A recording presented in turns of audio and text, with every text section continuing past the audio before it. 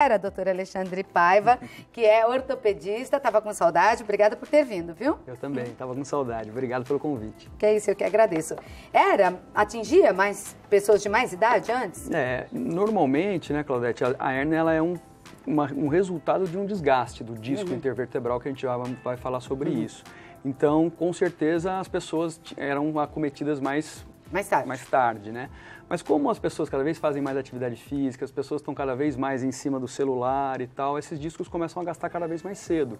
E esse problema começa a acontecer cada vez mais cedo. Né? O que é uma hérnia de disco? Pode dar, o disco é isso, né? Esse clarinho, exatamente. Né? Aqui, Cláudia, a gente tem um modelo bem interessante aqui de coluna, né? E nós temos aqui uma coluna completa, tá? Então aqui essa parte aqui da coluna, a parte de baixo, perto do quadril, ela é a coluna lombar. Então ela tem uma cifose normal, tá vendo? Uma lordose normal, desculpa, que é uma curvatura normal da coluna. Essa aqui é a coluna torácica, que ela é presa pelo gradil costal, pelas costelas.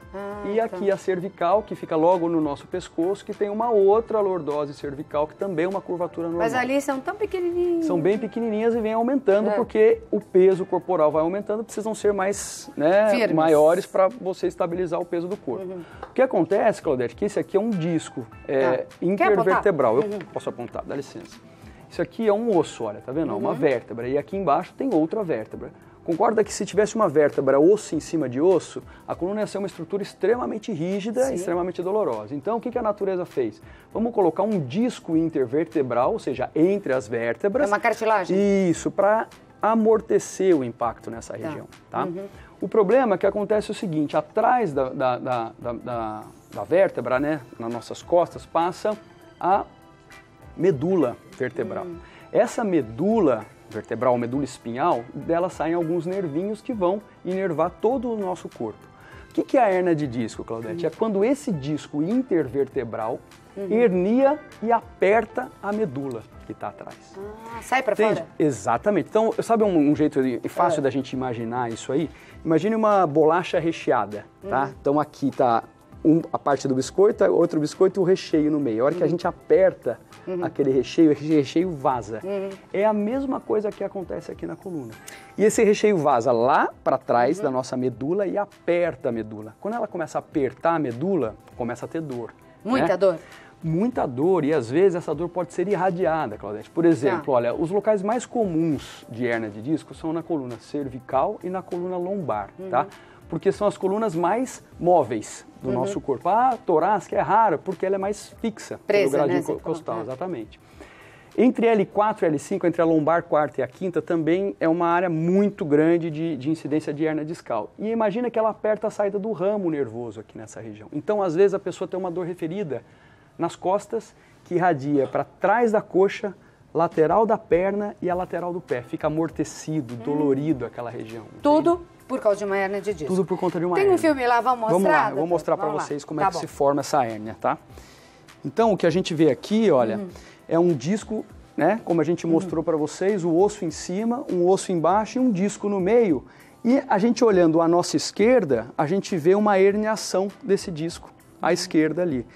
Essa herniação à esquerda aperta a saída daquela raiz nervosa, aquele amarelinho que está saindo ali, e dali em diante começa a ter dor. É a mesma coisa, Claudete, que a gente fizesse, por exemplo, um sistema central de eletricidade, uma caixa de eletricidade, se eu apertar um fio aqui, às vezes pode apagar a luz do outro lado do estúdio. Sim, então essa é a dor referida que a gente fala. Que o problema é na coluna, mas dói a perna, dói a coxa, dói até o pé ou amortece. Exatamente. Agora, pode acontecer da pessoa ter mais de uma hérnia de disco, isso acontecer em mais vértebras? Pode acontecer, pode acontecer. As hérnias, elas podem acontecer em quantas quiserem, né, dependendo do tipo da localização. Como eu falei para você, mais comum na cervical e na lombar. Mas pode ter mais de uma podem ter várias hérnias, Caramba. até uma em cima da outra, né?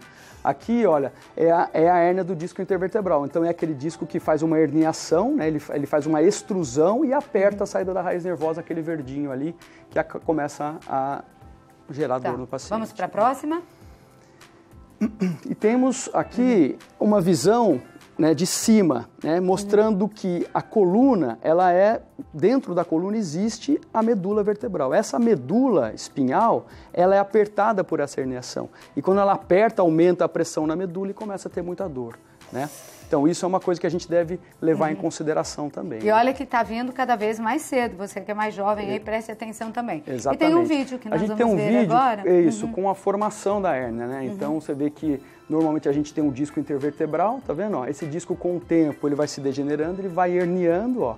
E essa herniação aperta a saída da raiz nervosa e essa compressão gera dor local, irradiada, de maior ou menor intensidade. Né? E aí, doutor, o que a pessoa pode vir? O que a pessoa pode fazer? Então, o tratamento disso o que é? Cirúrgico?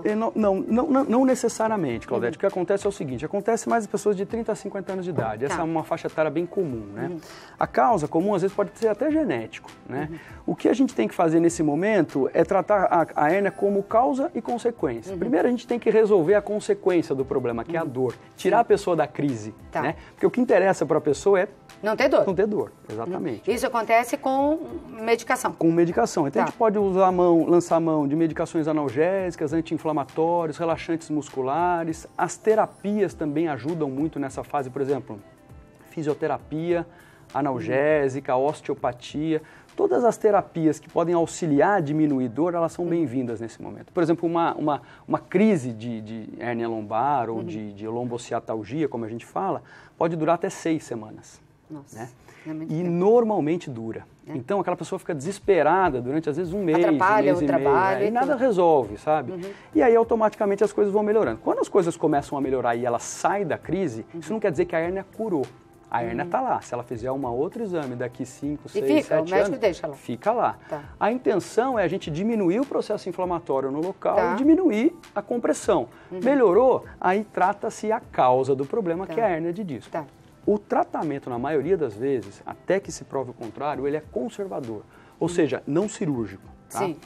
E passa por fortalecimento da musculatura do abdômen, fortalecimento da musculatura lombar. Como eu falei, quanto mais estável tiver essa coluna... E ela consegue fazer exercício para fortalecer essa área? Consegue. Os exercícios bem orientados, sem compressão, sem muito impacto na região, eles são bem-vindos. Por exemplo, o Pilates é uma terapia excelente.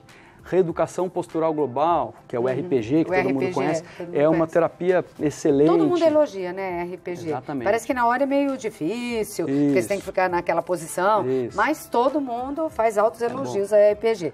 Quer dizer, então o médico tem como lança-mão de várias coisas, né, não cirúrgica para ninguém sofrer. Exatamente. Eu tenho várias perguntas para você, doutor Alexandre. Começando com o doutor Alexandre Paiva, que é ortopedista, falando sobre hérnia de disco. E nós vamos responder agora as perguntas do nosso público. Pode colocar na tela, Luana Alves. Oi, Lu. Boa tarde, Claudete. Doutor, tem uma inflamação na S5. Ainda não se tornou hérnia de disco, porém ela é nova, hein? Sinto muitas dores. O que devo fazer para amenizar essas dores? E no caso de tratamento, o mesmo deverá ser feito para a vida toda? Durante toda a vida? Oi, Luana, tudo bem? Então, provavelmente, Claudete, a inflamação dela é na L5, né? L5, é na lombar não quinta, é onde é muito comum esse tipo de inflamação. Mas assim, Luana, essas... L5, vamos dizer aqui, olha, a 5, 4, essa última aqui. Essa última. Como ela tem uma região de muita mobilidade, aqui tem muita hérnia entre L4 e L5, nessa região, E aí, como ela está falando, às vezes nem sempre a gente começa o quadro com hérnia de disco. Pode ser só um processo inflamatório, uma protusão discal que gera dor. Então, Luana, eu sinto lhe informar, mas você precisa fazer atividade física a vida toda, né? Deixar essa coluna bem estável, o abdômen bem forte, a coluna bem alongada, para que isso seja estável e não evolua para uma hérnia discal. Pela foto, ela me parece muito jovem ainda. Sim. E a tendência, se não fizer exercício para fortalecer a coluna, é piorar. Piora muito, piora muito. Então, assim, os exercícios eles servem não só para o fortalecimento, né, Claudete, mas também para que a pessoa se mantenha magra, né? Porque quanto maior o peso naquela região, pior a dor. Então quem é magro e engorda muito também está sujeito. Porque o que acontece, basicamente, isso até é interessante para o nosso telespectador, é o seguinte: se a gente começar a aumentar muito o volume abdominal aqui, uma barriga, né, grande aqui, concorda que essa coluna vai se deformar ainda mais, porque o peso começa a aumentar para frente e para você conseguir compensar essa barriga, você tem que aumentar essa lordose lombar. Isso aumenta a mobilidade, aumenta a chance de uma hérnia discal. Em todos os casos. Né? Gravidez, por exemplo. Gravidez também. Vamos à próxima. é a Elizabeth, que bonitinha. Boa tarde, equipe Santa Receita. Meu marido tem hérnia de disco e bico de papagaio. As duas coisas? Tadinho do homem.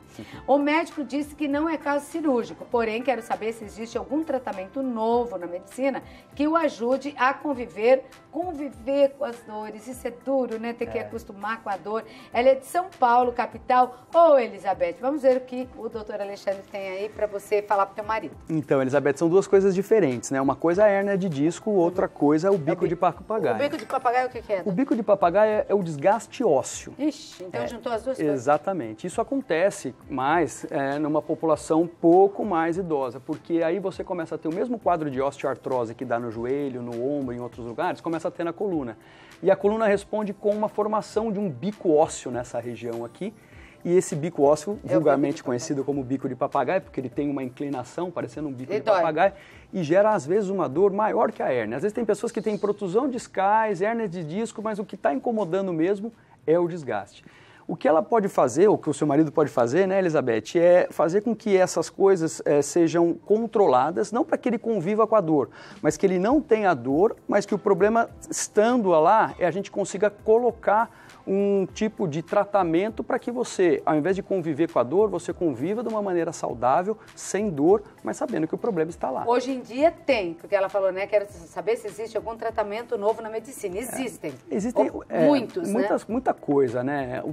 Por exemplo, né, as cirurgias de hérnia de disco, hoje em dia, elas podem ser feitas vias endoscópicas. Então, assim, do mesmo jeito que a gente faz por vídeo, né, eles estão fazendo por via endoscópica. Então, são tratamentos rápidos e tal.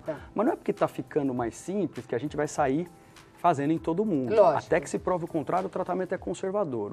Os casos cirúrgicos estão restritos a pacientes que não só têm muitas dores, como déficit neurológico. Mas mesmo nesse conservador, tem coisa nova? Tem. Sempre tem. A medicina não para. Exatamente. Então, é aconselhável que ela leve o marido, que marido é meio assim, né? Homem é meio medroso para ir médico, mas que leve, porque dá para conviver sem dor, né? Para viver sem dor e não ter que conviver com ela. Exatamente. Tá bom, Elizabeth? Cuida desse homem que tá difícil, viu, marido? Bom, olha. Vamos lá, vamos para a próxima. Adeilza Pereira, ou Adeilza, boa tarde. Minha irmã está com 3 hérnias de disco. Caramba! Para responder aquilo que eu perguntei, que você disse, né, Alexandre? Foi internada e fez uma infiltração. Irá resolver o problema ou somente com cirurgia? Isso, essas infiltrações, a gente chama também de bloqueio da coluna. Quando o quadro está muito agudo, pode-se fazer uma internação no hospital e fazer um bloqueio com medicamentos e anestésicos no local da dor para diminuir o processo inflamatório e dor. Mas isso não cura a hérnia. Tá. Né? Isso só é uma diminui, medida paliativa para não ter dor. Exatamente. Muitas vezes funciona bem em alguns casos, até para que a gente tire o paciente desse quadro de dor intensa para iniciar, então, um tratamento da causa do problema, entende? Tá. Então, ela vai ficar sem dor, pelo que eu entendi aqui, não é isso? Mas vai ter que fazer um tratamento para as hérnias. E 3 de uma vez. Exatamente. Caramba. Oi, Joaquim, que bonitão você é, hein, Joaquim? Boa tarde, gostaria de saber se o exercício físico contínuo, né? Levantamento de peso, musculação, podem potencializar as dores causadas pela hérnia de disco. A gente que agradece, Joaquim. Joaquim, o exercício físico mal orientado, ele pode aumentar a hérnia de disco.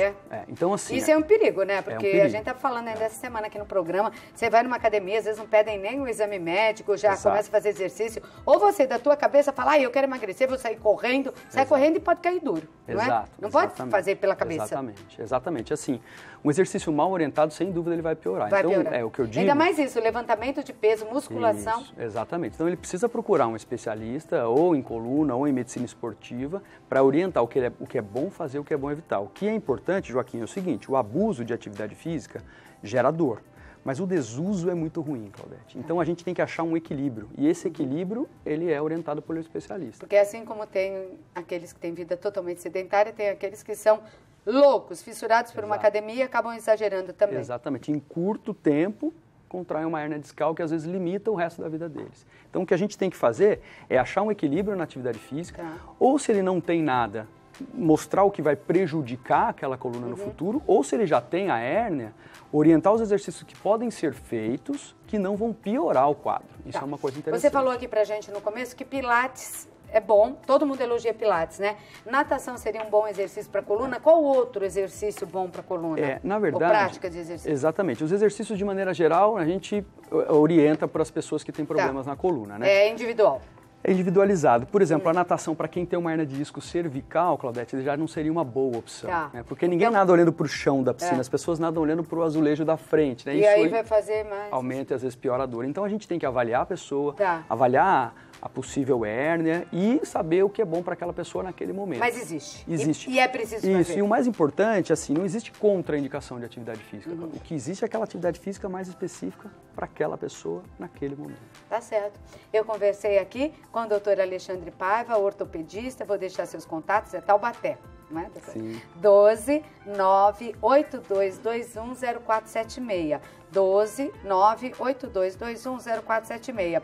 Ou @Alexandre Paiva. Tem mais alguma coisa? 01, é isso? 01. É 01? No Instagram, né? É no Instagram, @Alexandre Paiva 01. Ou Alexandre Paiva Ortopedia, tudo junto.com.br. Tem artigos no site que eu sei e no Instagram também? Informações? Muitos. Então, entrem lá. Obrigado pela presença. Obrigado pelo convite. Foi um prazer te ver aqui, prazer, viu? Volte sempre. Obrigado.